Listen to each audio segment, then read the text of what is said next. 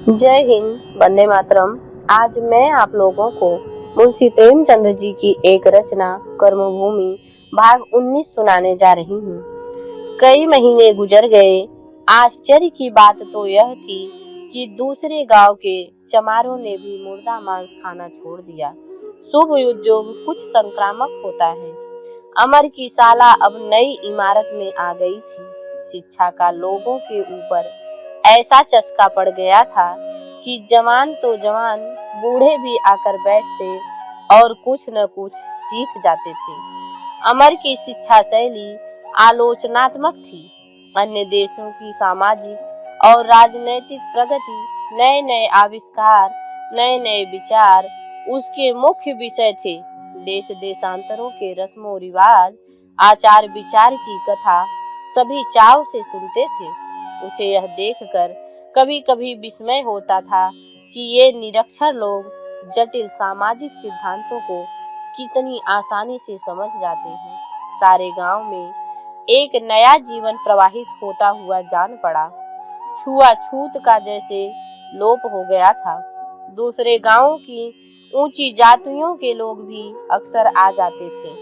दिन भर के परिश्रम के बाद अमर लेटा हुआ एक उपन्यास पढ़ रहा था कि मुन्नी आकर खड़ी हो गई। अमर पढ़ने में इतना लीन था कि मुन्नी के आने का उसे खबर तक नहीं हुआ।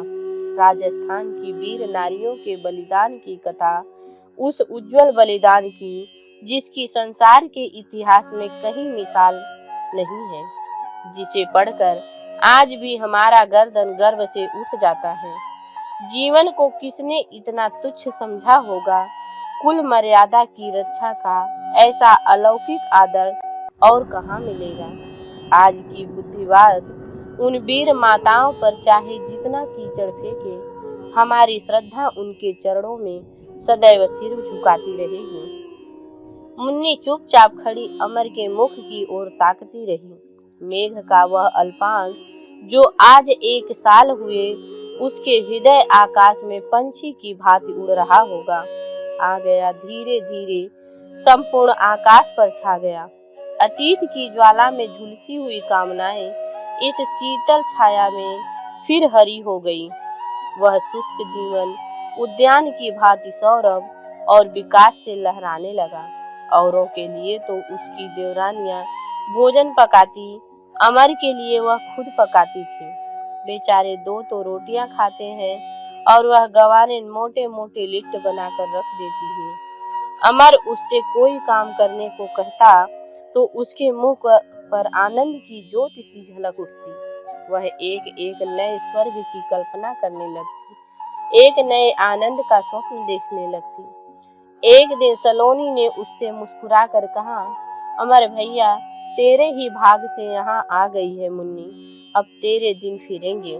मुन्नी ने हर्ष को जैसे मुट्ठी में दबाकर कहा, क्या कहती हो काकी, कहाँ मैं कहाँ वह, मुझसे कई साल छोटे होंगे, फिर ऐसे विद्वान, ऐसे चतुर, मैं तो उनकी जूतियों के बराबर भी नहीं। काकी ने कहा था, यह सब ठीक है मुन्नी, पर तेरा जादू उन पर चल गया है, यह मैं देख रही हूँ। संकोची आदमी मालूम होता है, इससे तुझसे कुछ कहते नहीं बनता, पर तू उनके मन में समा गई है। विश्वास मान, क्या तुझे इतना भी नहीं सूझता? तुझे उनकी शर्म दूर करनी पड़ेगी। मुन्नी ने पुलकित होकर कहा था, तुम्हारी आशीष है काकी, तो मेरा मनोरथ भी पूरा हो जाएगा। मुन्नी एक क्षण अमर की ओर देखती रही, तब झोपड़ी में जाकर उसकी खाट निकाल लाई। अमर का ध्यान टूटा। बोला, रहने दो, मैं अभी बिछा लेता हूँ। तुम मेरा इतना दुलार करोगी मुन्नी तो मैं आलसी हो जाऊंगा। आओ तुम्हें हिंदू देवियों की कथा सुनाऊं। कोई कहानी है क्या? नहीं, कहानी नहीं, सच्ची बात है। अमर ने मुसलमानों के हमले, छत्राणियों के जुहार और राजपूत वीरों के शौर्य की चर्चा करते हुए कहा, उन देवियों को आग में जल मरना मंजूर था, पर यह मंजूर न था कि पर पुरुष की निगाह भी उन पर पड़े। अपनी आन पर मर मिटती देवियां, हमारी देवियों का यह आदर्श था। आज यूरोप का यह आदर्श है। जर्मन सिपाही फ्रांस पर चढ़ आए और पुरुषों से गांव खाली हो गए, तो फ्रांस की नारियां जर्मन सैनिकों ही से प्रेम क्रीड़ा करने लगी। मुन्नी नाक सिकोड़कर बोली, बड़ी चंचल है सब, लेकिन उस स्त्रियों से जी कैसे जला जाता था। अमर ने पुस्तक बंद कर दी। बड़ा कठिन है मुन्नी, यहाँ तो जरा सी जिंदगी लग जाती है तो बिलबिला उठते हैं। तभी तो आज सारा संसार उनके नाम के आगे सिर झुकाता है। मैं तो जब यह कथा पढ़ता हूँ तो रोए खड़े हो जाते हैं। यही जी चाहता है कि जिस पवित्र भूमि पर उन देवियों की चिताएं बनी, उसकी राख सिर पर चढ़ाऊं, आंखों में लगाऊं और वहीं मर जाऊं। मुन्नी किस विचार में डूबी भूमि की ओर ताक रही थी।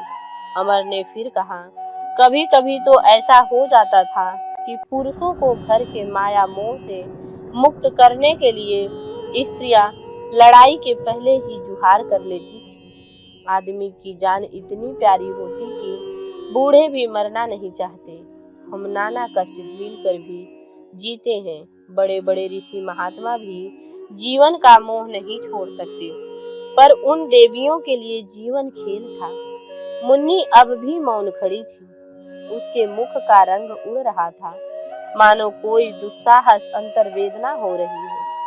अमर ने घबरा कर पूछा, कैसा जी है मुन्नी, चेहरा क्यों उतरा हुआ है।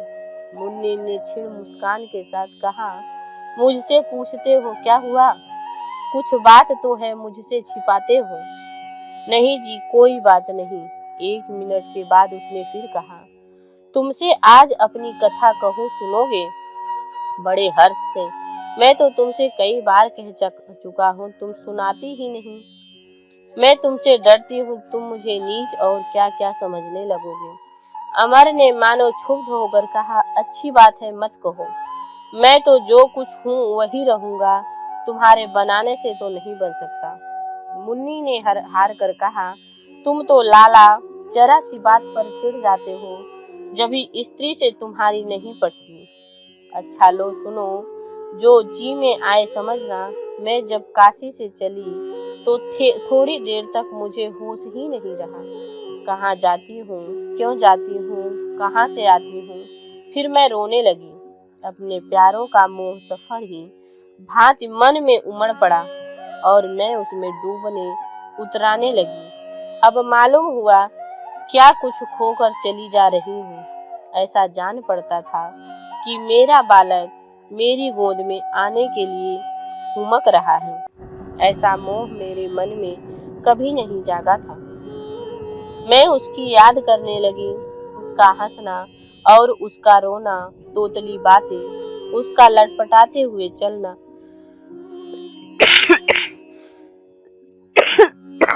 उसे चुप कराने के लिए चंदा मामू को दिखाना, सुलाने के लिए लोरियां सुनाना, एक एक बात याद आने लगी। मेरा वह छोटा सा संसार कितना सुखमय था। उस रत्न को गोद में लेकर मैं कितनी निहाल हो जाती थी, मानो संसार की संपत्ति मेरे पैरों के नीचे है। उस सुख के बदले मैं स्वर्ग का सुख भी कुछ न समझती थी। जैसे मन की सारी अभिलाषाएं उसी बालक में आकर जमा हो गई। अपना टूटा फूटा झोपड़ा, अपने मैले कुचैले कपड़े, अपना नंगा बूचापन, कर्ज दाम की चिंता, अपनी दरिद्रता, अपना दुर्भाग्य, ये सभी पैने काटे जैसे फूल बन गए। अगर कोई कामना थी तो यह कि मेरे लाल को कुछ न हो जाए, और आज उसी को छोड़कर मैं न जाने कहाँ चली जा रही थी। मेरा चित्त चंचल हो गया था। मन की सारी स्मृतियां सामने दौड़ने वाले वृक्षों की तरह जैसे मेरे साथ दौड़ी चली आ रही थी, और उन्हीं के साथ मेरा बालक भी जैसे मुंह दौड़ता चला आ रहा है। आखिर मैं आगे न जा सकी। दुनिया हंसती है, हंसे, बिरादरी निकालती है, निकाल दे। मैं अपने लाल को छोड़कर नहीं जाऊंगी। मेहनत मजदूरी करके भी तो अपना निवाह कर सकती हूँ। अपने लाल को आंखों से देखती रहूंगी। उसे मेरी गोद से कौन छीन सकता है। मैं उसके लिए मरी हूँ। मैंने उसे अपने रक्त से सींचा है, वह मेरा है, उस पर किसी का अधिकार नहीं है। ज्यों ही लखनऊ आया, मैं गाड़ी से उतर पड़ी। मैंने निश्चय कर लिया, लौटती गाड़ी से काशी चली आऊंगी, जो कुछ होगा होगा। मैं कितनी देर प्लेटफार्म पर खड़ी रही मालूम नहीं। बिजली की बत्तियों से सारा स्टेशन जगमगा रहा था। मैं बार बार कूलियों से पूछती थी, काशी की गाड़ी कब आएगी? कोई 10 बजे मालूम हुआ गाड़ी आ रही है। मैंने अपना सामान संभाला, दिल धड़कने लगा। गाड़ी आई, मुसाफिर चढ़ने उतरने लगे। कूली ने आकर कहा, असबाब जाने डिब्बे में रखे कि मर्दाने में। मेरे मुंह से आवाज न निकली। कूली ने मेरे मुंह की ओर ताकते हुए पूछा, जनाने डिब्बे में रख दो? मैंने कातर होकर कहा, मैं इस गाड़ी से नहीं जाऊंगी। अब दूसरी गाड़ी 10 बजे दिन को मिलेगी, मैं उसी गाड़ी से जाऊंगी। तो असबाब बाहर ले चलो या मुसाफिर खाने में? मुसाफिर खाने में, अमर ने पूछा। तुम उस गाड़ी से क्यों नहीं गई? मुन्नी कांपते हुए स्वर में बोली, न जाने कैसा मन होने लगा, जैसे कोई मेरे हाथ पांव बांधे लेता हो, जैसे मैं गौ हत्या करने जा रही हूँ। इन कोढ़ भरे हाथों से मैं अपने लाल को कैसे उठाऊंगी? मुझे अपने पति पर क्रोध आ रहा था। वह मेरे साथ आया क्यों नहीं? अगर उसे मेरी परवाह होती तो मुझे अकेले आने नहीं देता।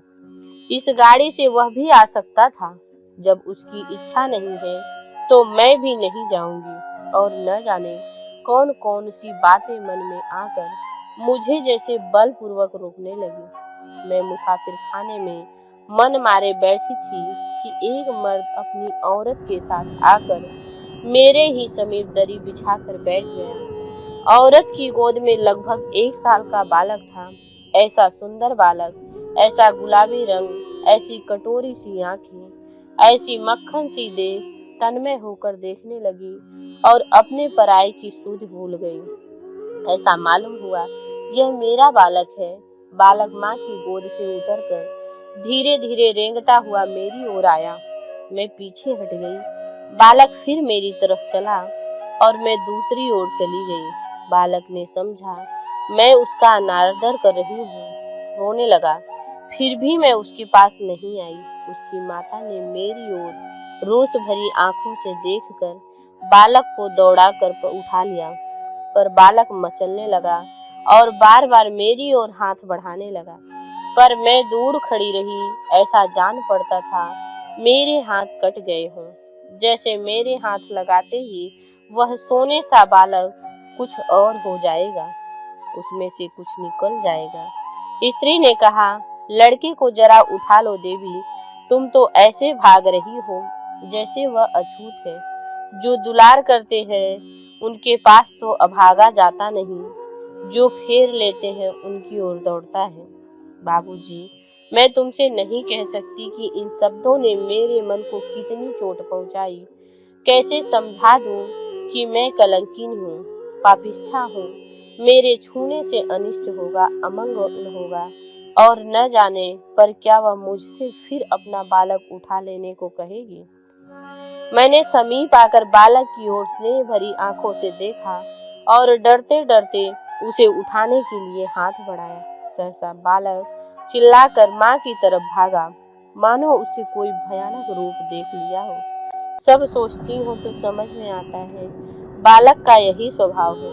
पर उस समय मुझे मालूम हुआ कि सचमुच मेरा रूप पिशाचिन का हो गया है। मैं लज्जित हो गई। माता ने बोला, कहा अब जाता क्यों नहीं रे, बुला तो रही है। कहाँ जाओगे बहन? मैंने हरिद्वार बता दिया। वह स्त्री पुरुष भी हरिद्वार ही जा रहे थे। गाड़ी छूटे जाने के कारण ठहर गए थे। घर दूर था, लौट कर न जा सके। मैं बड़ी खुश हुई कि हरिद्वार तक साथ रहेगा, लेकिन फिर वह बालक मेरी ओर न आया। थोड़ी देर में स्त्री पुरुष तो सो गए, पर मैं बैठी रही। माँ से चिमटा हुआ बालक भी सो रहा था। मेरे मन में बड़ी प्रबल इच्छा हुई कि बालक को उठाकर प्यार करूं, पर दिल कांप रहा था। कहीं बालक रोने लगे तो माता जाग जाए, तो दिल में क्या समझेगी। मैं बालक का फूल सा मुखड़ा देख रही थी। वह शायद कोई स्वप्न देखकर मुस्कुरा रहा था। मेरा दिल काबू से बाहर हो गया।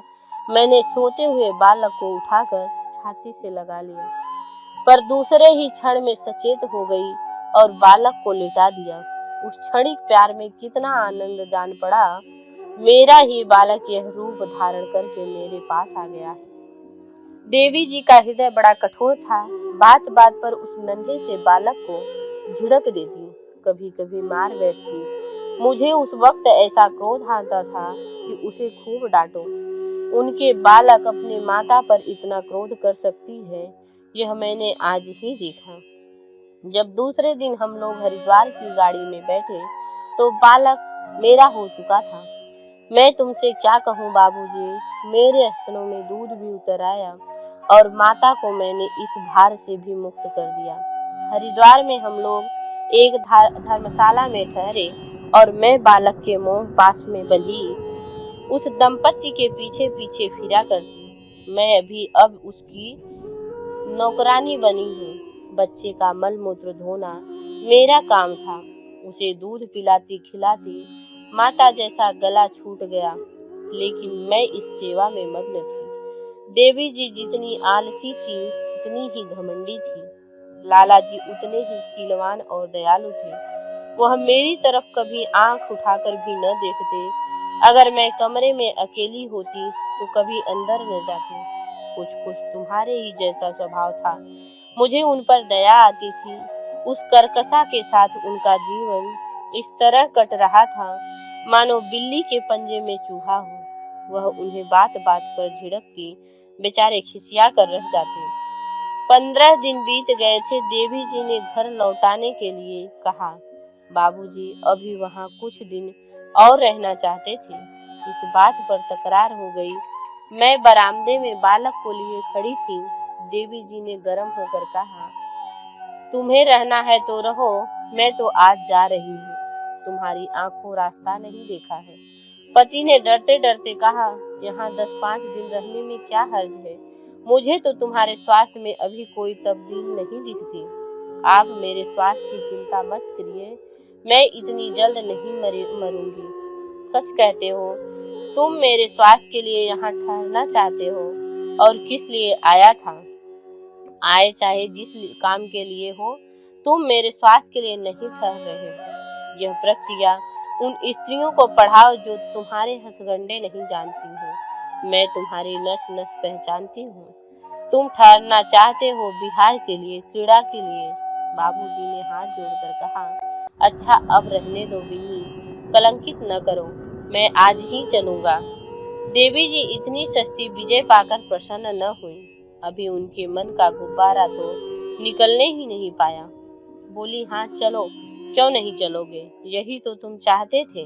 यहाँ पैसे खर्च होते हैं, न ले जाकर उसी काल कोठरी में डाल दो। कोई मरे या जिए, तुम्हारी बला से एक मर जाएगी तो दूसरी फिर आएगी, बल्कि और नई नवेली तुम्हारी चांदी ही चांदी है।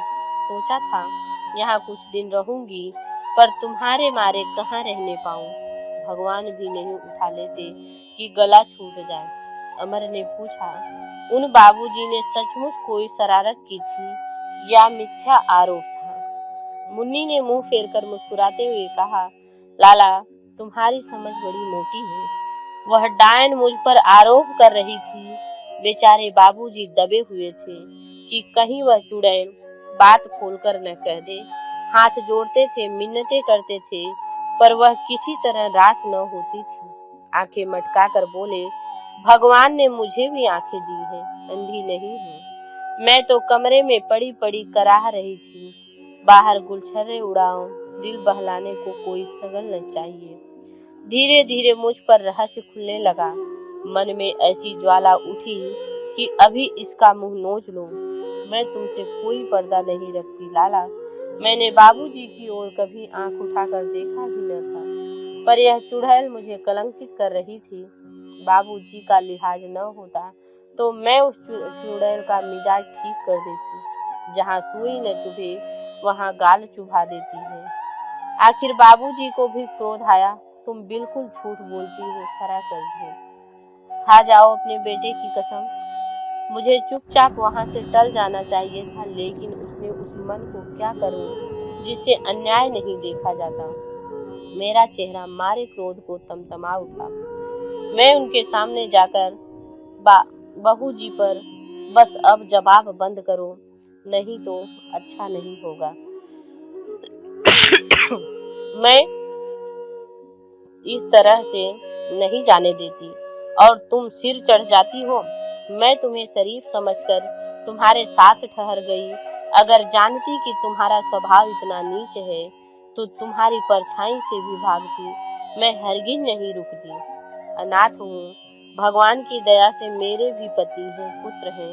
किस्मत का खेल है कि यहाँ अकेली पड़ी हूँ। मैं तुम्हारे पति के पैर धोने के जोग भी नहीं समझती।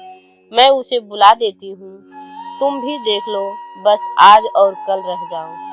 अभी मेरे मुंह से पूरी बात भी न निकल पाई थी कि मेरे स्वामी मेरे लाल की गोद लिए आकर आंगन में खड़े हो गए और मुझे देखते ही लपक कर मेरी तरफ चले। मैं उन्हें देखते ही ऐसे घबरा गई मानो कोई सिंह आ गया हो। तुरंत अपनी कोठरी में जाकर भीतर से द्वार बंद कर लिए। छाती धड़ धड़ कर रही थी। तब किवाड़ की दरार में आंख लगाए देख रही थी। स्वामी का चेहरा संवलाया, बालों पर धूल जमी हुई थी। पीठ पर कंबल और लुटिया डोर रखे हाथ में लंबा लठ लिए भौचक्के से खड़े थे। बाबूजी ने बाहर आकर स्वामी से पूछा, अच्छा आप ही इनके पति हैं? आप खूब आए। अभी तो आप ही का चर्चा कर रही थी। आइए कपड़े उतारिए। मगर बहन भीतर क्यों भाग गई? यहाँ परदेश में कौन सा पर्दा? मेरे स्वामी को तो तुमने देखा ही है। उनके सामने बाबूजी बिल्कुल ऐसे लगते हैं जैसे सांड के सामने नाटा बैल। स्वामी ने बाबूजी को जवाब न दिया। मेरे द्वार पर आकर बोले, मुन्नी यह क्या अंधेर करती हो? मैं 3 दिन से तुम्हें खोज रहा हूँ। आज मिली भी तो भीतर जा बैठी। ईश्वर के लिए किवाड़ खोल दो और मेरी दुख कथा सुन लो, फिर तुम्हारी जो इच्छा हो करना। मेरी आंखों से आंसू बह रहे थे। जी चाहता था कि किवाड़ खोलकर बच्चे को गोद में उठा लो, पर न जाने मन में किसी कोने में कोई बैठा हुआ कह रहा था, खबरदार जो बच्चे को गोद में उठा लिया। जैसे कोई प्यास से तड़पता हुआ आदमी पानी का बर्तन देखकर टूट पड़े, कोई उसे कह दे पानी जूठा है। एक ही मन कहता था, स्वामी का अनादर मत कर। ईश्वर जो पत्नी और माता का नाता जोड़ दिया है, वह क्या किसी के तोड़े टूट सकता है? दूसरा मन कहता था, तू अब अपने पति को पति और पुत्र को पुत्र नहीं कह सकती। क्षणिक मोह के आवेश में पड़कर तू क्या उन दोनों को कलंकित कर देगी? मैं किवाड़ छोड़कर खड़ी हो गई। बच्चे ने किवाड़ को अपनी नन्ही नन्ही हथेलियों से पीछे ढकेलने के लिए जोर लगाकर कहा, तैयार हो थोलो। यह तोतले बोल कितने मीठे थे, जैसे सन्नाटे में किसी शंका से भयभीत होकर हम गाने लगते हैं, अपने शब्दों से दुकेले हुए की कल्पना करते हैं। मैं भी उस समय अपने उमड़ते हुए प्यार को रोकने के लिए बोल उठी, तुम क्यों मेरे पीछे पड़े हो? क्यों नहीं समझ लेते कि मैं मर गई हूँ? तुम ठाकुर होकर भी इतने दिल के कच्चे हो। एक तुच्छ नारी के लिए अपना कुल मर्यादा डुबो देते हो। जाकर अपना ब्याह कर लो और मैं बच्चे को पाल लूंगी। इस जीवन में मेरा तुमसे कोई और नाता नहीं है। हाँ, भगवान से यही मांगती हूँ कि दूसरे जन्म में तुम फिर मुझे मिलो। क्यों मेरी टेक तोड़ रहे हो? मेरे मन को क्यों मोह में डाल रहे हो? पतित के साथ तुम सुख से नहीं रहोगे। मुझ पर दया करो, आज ही चले जाओ। नहीं, मैं सच कहती हूँ, जहर खा लूंगी। स्वामी ने करुण आग्रह से कहा, मैं तुम्हारे लिए अपनी कुल मर्यादा, भाई बंधु सब कुछ छोड़ दूंगा। मुझे किसी की परवाह नहीं। घर में आग लगा दूंगा, मुझे चिंता नहीं। मैं या तुम्हें लेकर जाऊंगा या यहीं गंगा में डूब मरूंगा। अगर मेरे मन से तुमसे रत्ती भर मैल हो तो भगवान मुझे 100 बार नरक दे। अगर तुम्हें नहीं चलना है तो तुम्हारा बालक तुम्हें सौंप कर मैं जाता हूँ। इसे मारो या जिंदा रखो, फिर तुम्हारे पास नहीं आऊंगा। अगर कभी सुध आए तो चुल्लू भर पानी पानी दे देना। लाला सोचा, मैं कितने बड़े संकट में पड़ा। स्वामी बात के धनी थे, यह मैं जानती थी। प्राण को वह कितना तुच्छ समझते थे, यह भी मुझसे छिपा न था। फिर भी मैं अपना हृदय कठोर करके जरा भी नर्म न पड़ी और सर्वनाश हुआ। मैंने पत्थर का कलेजा बनाकर अगर तुम बालक को मेरे पास छोड़कर गए तो उसकी हत्या तुम्हारे ऊपर होगी, क्योंकि मैं उसकी दुर्गति देखने के लिए जीना नहीं चाहती। उसके पालने का भार तुम्हारे ऊपर है। तुम जानो, तुम्हारा काम जाने। मेरे लिए जीवन में अगर कोई था तो यह यही कि मेरा पुत्र और मेरे स्वामी कुशल से रहे। मुझसे यह सुख छीन लेना चाहते हो तो छीन लो, मगर याद रखो मेरे जीवन का आधार है। मैंने देखा स्वामी ने बच्चे को उठा लिया जिसे एक क्षण गोद से नहीं उतार दिया था और उल्टे पांव लौट पड़े। उनके आंखों में आंसू जारी थे और कांप रहे थे। देवी जी ने भलमानसाती से काम लेकर स्वामी को बैठाना चाहा। पूछने लगी, क्या बात है, क्यों रूठी हुई हो? पर स्वामी ने कोई जवाब न दिया। बाबू साहब फाटक तक उन्हें पहुंचाने गए। कह नहीं सकती दोनों जन्म में क्या हो गई। अनुमान करती हूँ कि बाबूजी ने मेरी प्रशंसा की होगी। मेरा दिल अब भी कांप रहा था कि कहीं स्वामिनी सचमुच आत्मघात न कर ले। देवियां और देवताओं की मनौतियां कर रही थी कि मेरे प्यारों की रक्षा करना। ज्यों ही बाबूजी लौटे, मैंने धीरे से किवाड़ खोलकर पूछा, किधर गए? कुछ और कहते थे?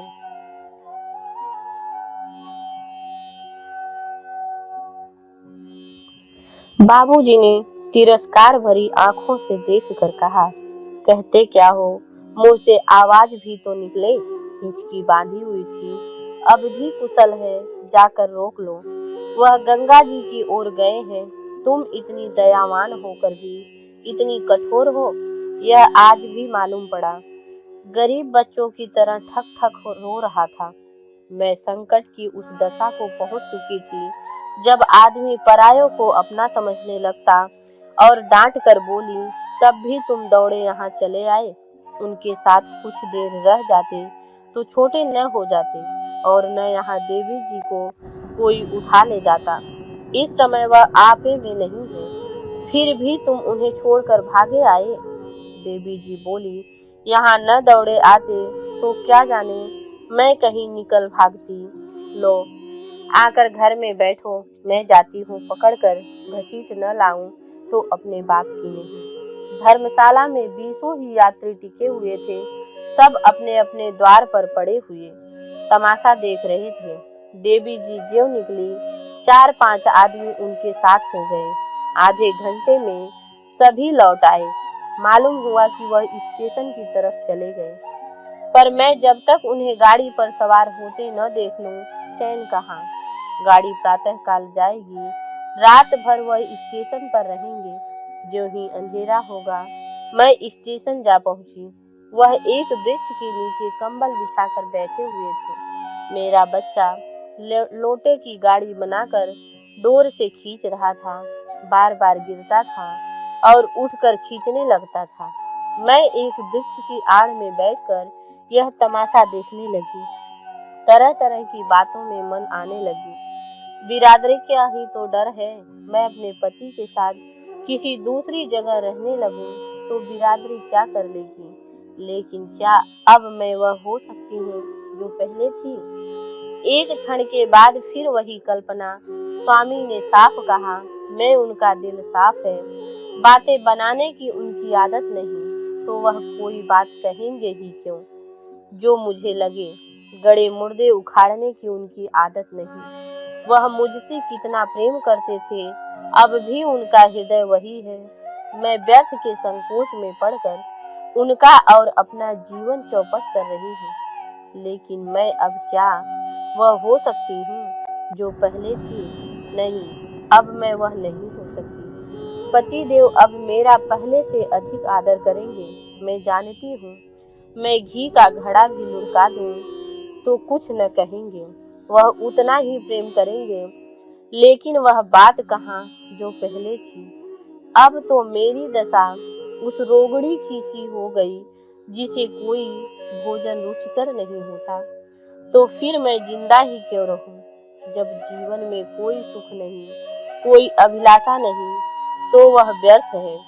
कुछ दिन और रो लिया तो इससे क्या? कौन जानता है क्या क्या कलंक सहने पड़े, क्या क्या दुर्दशा हो। मर जाना कहीं अच्छा। यह निश्चय करके मैं उठी। सामने ही पति देव सो रहे थे। बालक भी पड़ा सो रहा था। वो कितना प्रबल बंधन था, जैसे सोम का धन हो। वह उसे खाता नहीं, देता नहीं। उसके सिवा उसे और क्या संतोष है कि उसके पास धन? इस बात से ही उसके मन में कितना बल आ जाता है। मैं उसी मोह को तोड़ने जा रही थी। मैं डरते डरते जैसे प्राणों को आंखों में लिए पति देव के समीप आ गई, पर वह वहां एक क्षण भी न खड़ी हुई। जैसे लोहा खींचकर चुंबक से जा चिपटता है, उसी तरह मैं उनके मुख की ओर खींची जा रही थी। मैंने अपने मन का सारा बल लगाकर उसका मुंह तोड़ दिया। उसी आवेश में दौड़ी हुई गंगा के तट पर आई। मोह अब भी मन में चिपटा हुआ था। मैं गंगा में कूद पड़ी। अमर ने कातर होकर कहा, अब नहीं सुना जाता मुन्नी, फिर कभी कहना। मुन्नी मुस्कुरा कर बोली, वाह, अब रह ही क्या गया। मैं कितनी देर पानी में रही कह ही नहीं सकती। जब होश आया तो इसी घर में पड़ी हुई थी। मैं बहती चली जा रही थी। प्रातः काल चौधरी का बड़ा लड़का सुमेर गंगा नहाने गया और मुझे उठा लाया। तब से मैं यही हूँ। अछूतों की इस झोपड़ी में मुझे जो सुख और शांति मिली, उसका बखान क्या करूँ। काशी और प्रयाग मुझे भाभी कहते हैं, पर सुमेर मुझे बहन कहता था।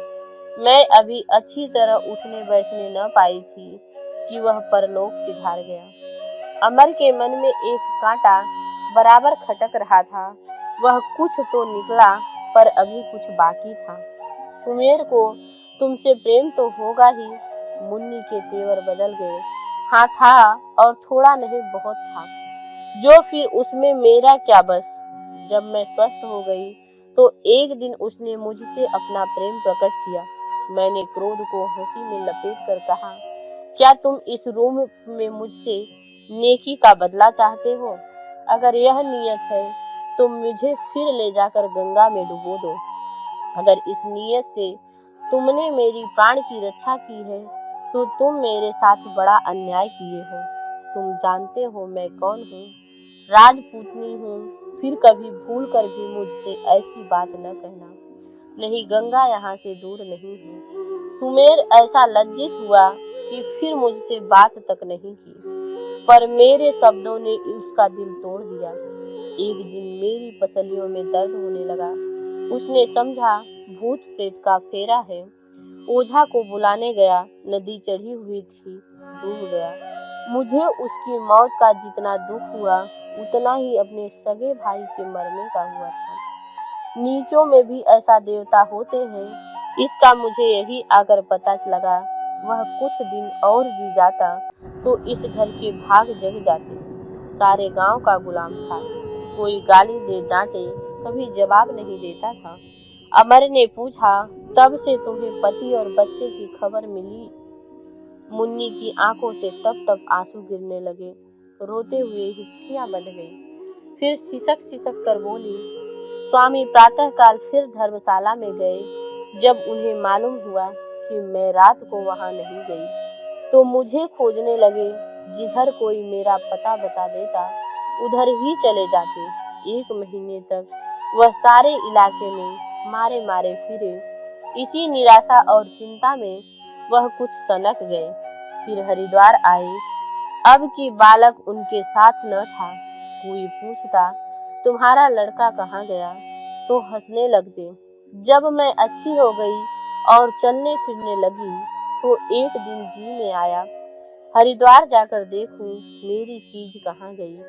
3 महीने से ज्यादा हो गए थे।